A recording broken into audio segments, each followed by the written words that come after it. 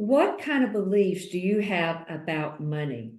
And are these beliefs limiting or are they expansive? So we're going to talk about exchange and money today. So by definition, exchange means to give and receive in a reciprocal manner. Interchange, exchange ideas. Second definition is to relinquish one thing for another, give over. The third definition is to replace something unsatisfactory with something else, exchange defective merchandise. And then the fourth definition is to provide or transfer goods or services, for example, in return for something of equal value. So the first part of the exercise that I'd like for you to do today is just to think of three people that it could be customers, it could be a family member, it could be your best friends, it could be just someone in your inner circle or a colleague, and just write down something that they need or something that they want.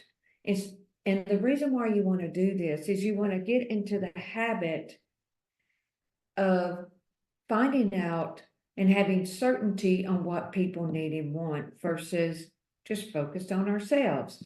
Okay. And so another reason for doing that is it's a pretty positive process when you know what someone needs or want and you help them get it, or you give it to them for something equivalent to the exchange that you're sharing with them.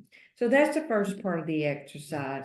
And then the second part of this exercise is inspect your beliefs, your thoughts, your considerations connected to money.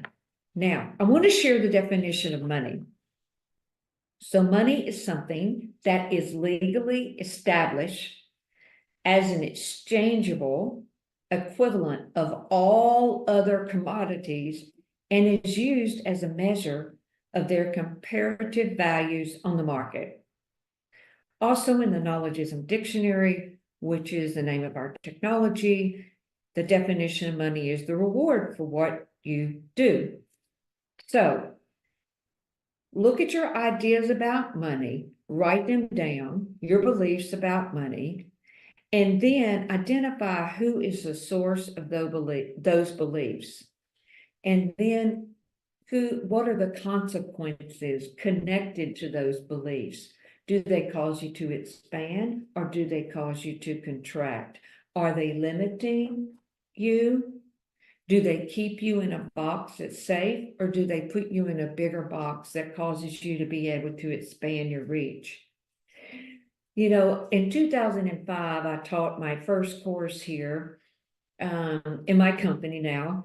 And Alan, my mentor and coach, trained me every morning before I would come and teach. So one day, I will never forget this. He said, go over there and ask every student in the class, what were their parents' thoughts about money? What were those thoughts? Identify those thoughts, because your thoughts and your considerations and your beliefs actually predetermine what kind of future you're having or not having today, right now. So that, it actually creates the reality. So that's what I did. I had each student write down what their parents' beliefs and thoughts were about money. I know for me, my dad had a couple of thoughts, considerations that definitely didn't serve him.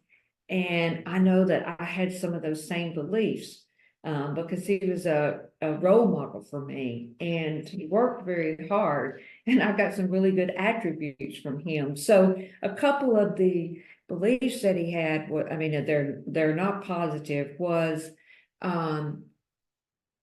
you can't have anything. Now that he doesn't specifically name money in that thought, but that actually he was talking about money. Things would break and then it would cost you more money. He was a farmer, so the tractor was always breaking because he didn't have a new tractor. He had a used one. So it was always costing money, or something would always break down.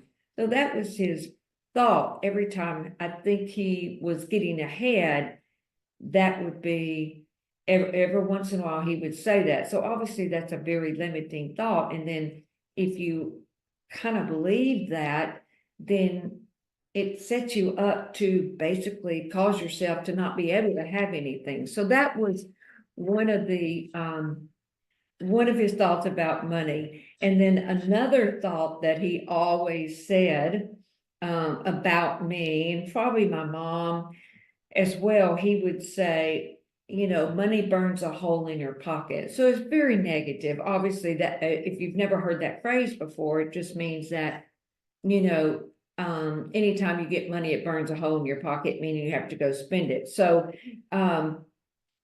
yeah, and I've struggled with that. So that was one of his considerations. That was one of his thoughts about money. And those beliefs are quite limiting, even though it might have been true. Well, I was just acting it out, right? Based on that. So inspector ideas about money, find out who is the source of those ideas. Maybe it's also a religion, like I can think of a couple, like money is the root of all evil.